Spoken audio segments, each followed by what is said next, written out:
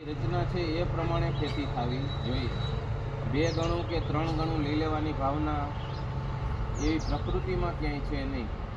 એક સરખું થાય એવું ક્યાંય છે નહીં। આપણે રાસાયણિકવાળા ખેતરો જોતા હોય અથવા તો માર્કેટની અંદર તમે જાઓ તો એક સરખા રીંગણા હોય ને બધા ચમકતા હોય, એક જ કલરના હોય। આપણે આમ જોઈએ તો આંખો અંજાઈ જાય એવા ટમાટર ને એવા રીંગણા હોય, પણ એની અંદર માણસની દખલગીરી કરેલી છે એટલે એવા છે। પ્રકૃતિમાં ક્યાંય સમાનતા છે નહીં।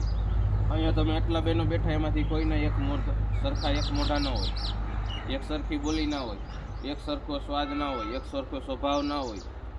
આ પ્રકૃતિ છે। ઈશ્વરની રચનામાં ક્યાંય કોપી પેસ્ટ છે જ નહીં। અને આપણે સારું દેખાવડું, રૂપ રંગીલું જોવા સારું થઈને આપણે ઝેર, દવા અને આર્ટિફિશિયલ માણસોનો હસ્તક્ષેપ અને નોખા બિયારણો શોધ્યા અને એવું બધું આવ્યું। પરિણામે એમાં જે મૂળ ગુણ હોવા જોઈએ એ નહોતા રહ્યા। અત્યારે જે માર્કેટની અંદર ભર્યું છે એમાં ગુણ નથી, રૂપ 100% છે।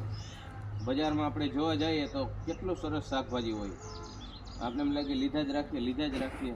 ધાણા જુઓ, મેથી જુઓ, રીંગણા જુઓ, ટમેટા જુઓ, મરચાં જુઓ, ફ્લાવર જુઓ, જે એની કુદરતી સાઇઝ ના હોય એના કરતાં પણ ડબલ કરી દઈએ। શું કામે? બહારથી એને જે એવી દવાઓ જ નાખવામાં આવે કે એ તમને ના ગમતું હોય તો પણ ગમવા માંડે।